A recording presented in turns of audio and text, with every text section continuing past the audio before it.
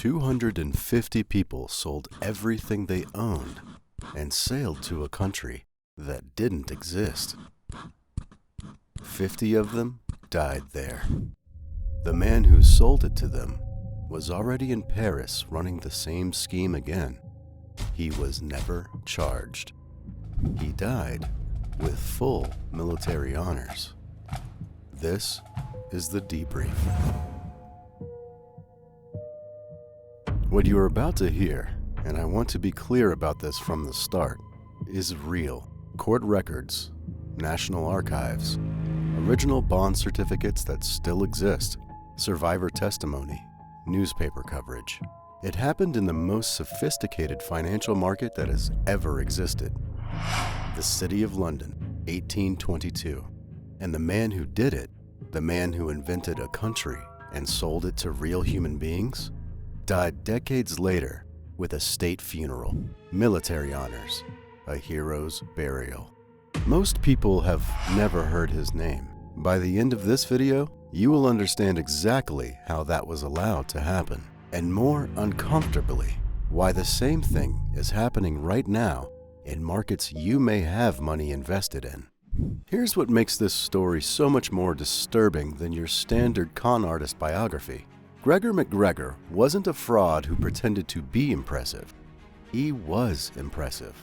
Born 1786, Scottish Highlands, joined the British Army at 16, fought in the Napoleonic Wars, decorated for valor, then traveled to South America in his late 20s and offered his military skills to Simón Bolívar, the man who would liberate half a continent from Spanish rule. Bolívar accepted him. MacGregor fought. He fought well.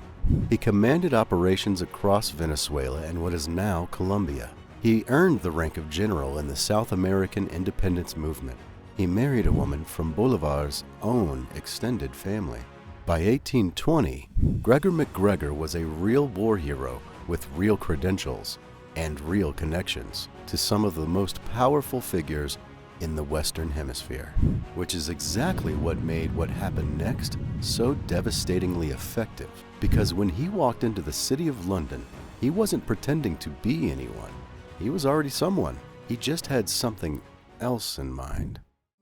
What MacGregor built between 1820 and 1822 genuinely belongs in a museum, not as a warning, as craftsmanship. It started with a title. He declared himself the Cazique of Poyais, a self-styled term meaning prince or chief. Then he built the rest. He commissioned a 355-page guidebook, 355 pages, describing the capital city of Poyais, its cathedral, its bank, its theater, its library, its harbor, the mildness of the climate, the fertility of the soil, all fiction, constructed from absolutely nothing. The man wrote a novel and sold it as a travel guide. Then he printed Poyasian currency, actual physical banknotes, with elaborate engravings, with the Cazique's seal. Sit with that for a moment. He sold people money for a country he made up. They paid real British pounds for fake Poyasian dollars. Then he established a Poyasian legation in London, an official embassy, staffed, functioning, receiving visitors. And then, with all of this in place, he walked into the City of London and issued government bonds. The bonds sold out in weeks. 200,000 pounds raised, the equivalent of tens of millions today, from the most sophisticated investors on the planet. Now, I need you to stop thinking about this as a clever financial story, because it isn't. 250 people booked passage to Poyais. Not gamblers, not speculators, people. A banker who had been promised a position managing the Poyasian national accounts. A printer who had been hired to run the Poyasian newspaper. Tradespeople, craftsmen, families with children. People who had sold their home, because why would you keep a home in Britain when you were starting a new life in a thriving colony. They sold everything. They boarded 7 ships between 1822 and 1823.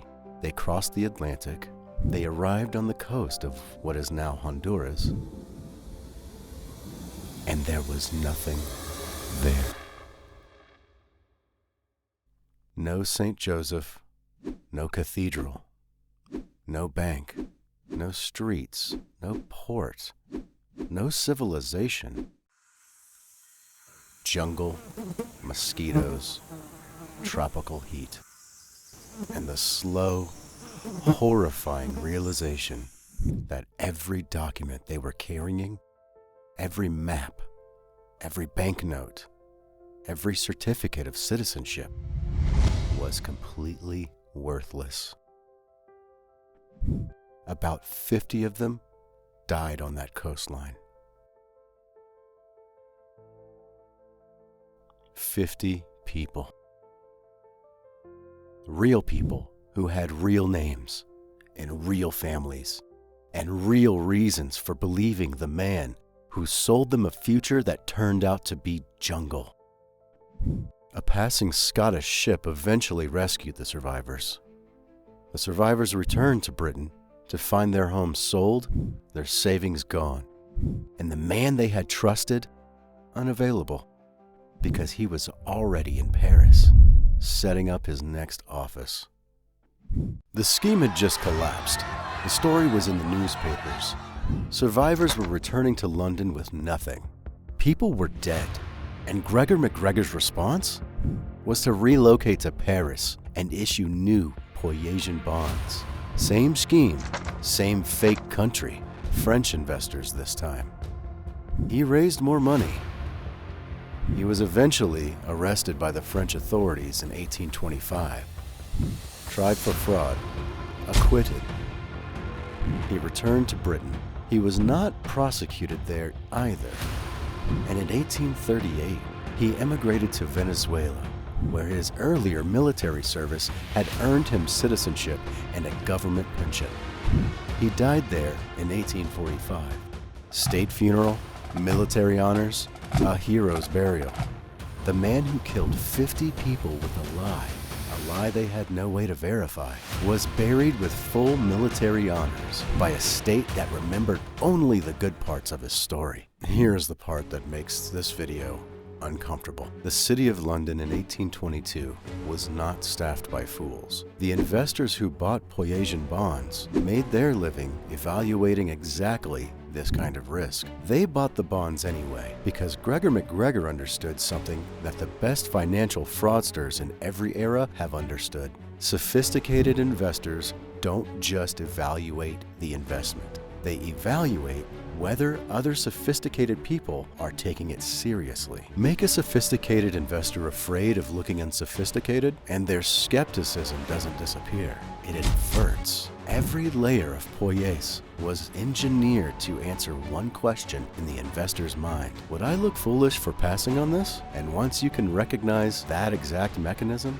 you will start seeing it everywhere. The Enron prospectus, the Madoff statements, the FTX pitch decks, the cryptocurrency white papers. 200 years apart, different assets, different countries, same architecture. That's the debrief on Gregor MacGregor, a man who invented an entire country, who sold its currency, its bonds, and its citizenship to real people, who watched 50 of those people die in the jungle, and then went to France to try the same thing again, who was acquitted, who was never punished, who died with full military honors. If you want to go deeper, David Sinclair's book, The Land That Never Was, remains the definitive account. Subscribe to Debrief if this is the kind of story you want more of. Every week we pull a new file, the story that got buried, a name that got erased, and a truth that someone decided you did not need to know. Subscribe to Debrief so you don't miss the next one. See you then.